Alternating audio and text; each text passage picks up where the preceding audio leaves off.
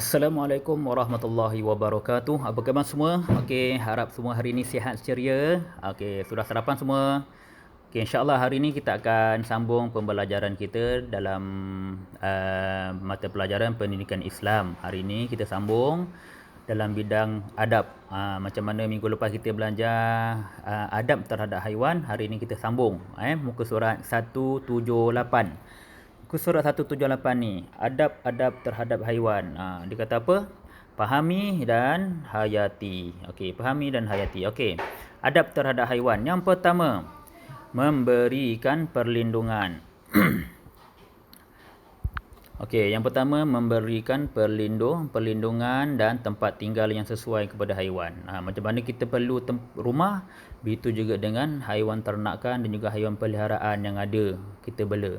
Kalau kambing perlu kandang, kalau kucing, burung perlu sangkar, kalau ikan perlu akuarium yang sempurna, yang kemas, yang bersih airnya. Okey, yang kedua apa? Belas kasihan terhadap haiwan.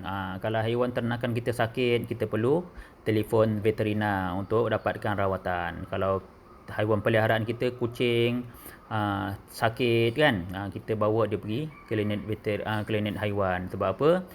Di sana mereka boleh mendapat rawatan. Macam kita juga. Okey, nombor 3. Memberikan makanan dan minuman yang berkhasiat.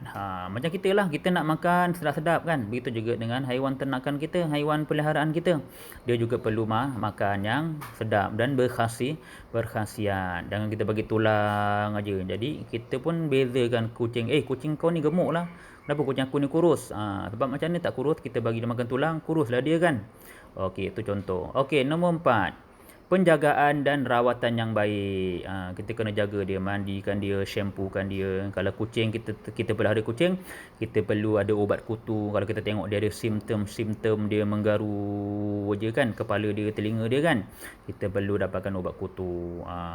Okey, itu nama dia penjagaan. Kita kena jaga dia. Dan bila dia sakit, kita perlu rawat dengan baik. Nombor 5 apa? Hindari perlakuan zalim. Jangan kita aniaya binatang kita, binatang ternakan dan peliharaan kita. Kita kurung dia berminggu-minggu, kita tak bagi dia makan, kita lambung dia, kita campak dia daripada tingkat 4. Itu adalah perlakuan-perlakuan yang zalim.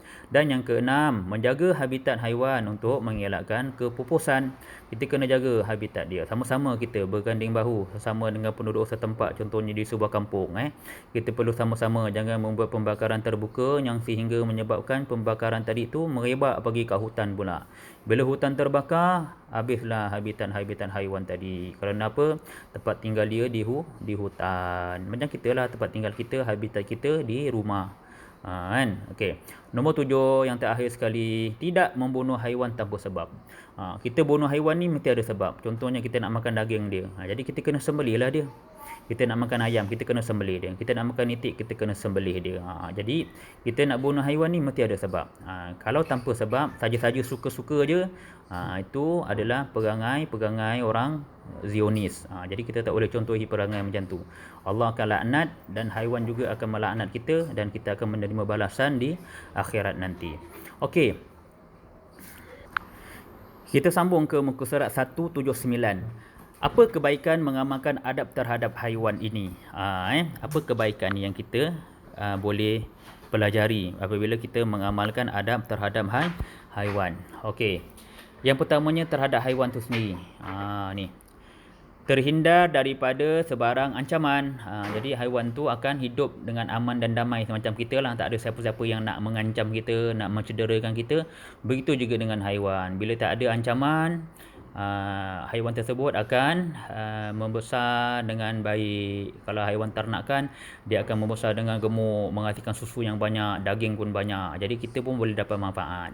Okey, yang kedua, menjadi sihat dan dapat membiak dengan baik.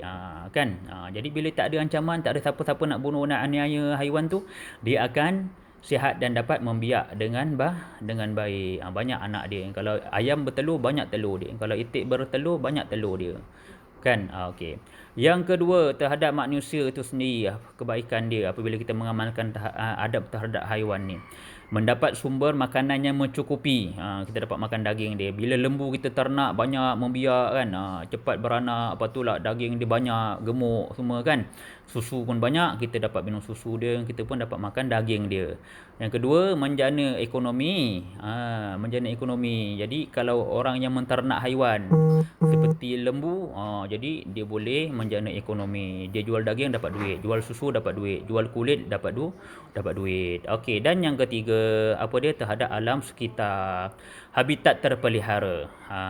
Bila kita bersama-sama beradab menjaga adab terhadap haiwan, kita tidak sewenang-wenangnya memusnahkan habitat-habitat haiwan tu tadi. Yang keduanya apa? Melestarikan ekosistem alam. Kita sama-sama berganding bahu untuk melestarikan ekosistem alam ini. Dia akan terus terpelihara dan sempurna. Kerana apa? Contohnya, kita manusia tanam padi, dan padi itu dimakan oleh ayam. Bila ayam mendapat makan padi, ayam pun hidup membesar dengan baik. Kita pula dapat makan daging ayam. Macam itulah maksudnya ekosistem. Okey, info bawah ni apa dia? Beradab terhadap haiwan dituntut dalam Islam, tetapi sekiranya haiwan tersebut memudaratkan kita dibenarkan membunuhnya. Okey. Kita boleh membunuh haiwan. Ini bunuh haiwan juga, membunuh haiwan dengan sebab.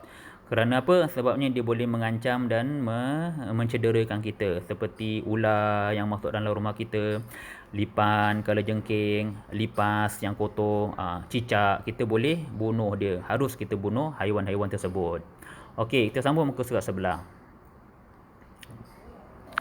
Okey, muka surat 180. Okey. Ini hayati dan amalkan. Ini sebenarnya apa benda ni? Lirik untuk dialog untuk kalam jama'i. Jadi kita tak adalah nak buat kalam jama'i kan. Okey, jadi ustaz terus saja pergi ke perlakuan yang dilarang terhadap haiwan. Apa dia perlakuan-perlakuan yang dilarang terhadap haiwan? Okey, yang pertama, apa dia? Memusnahkan habitat haiwan. Kita dah bincang dah. Yang kedua, jangan apa? Jangan membunuh haiwan dengan sengaja. Saja suka-suka je. Itu kita mendapat dosa dan dapat laknat daripada haiwan dan juga daripada Allah Subhanahu Wa Taala. Dan yang ketiga, apa dia? Jangan menyeksa haiwan. Kalau kita nak pelihara, kita pelihara betul-betul. Kalau kita nak ternak, kita ternak betul-betul. Macam mana yang kita bincangkan tadi. Apa yang kita perlu buat bila kita ternak, apabila kita pelihara.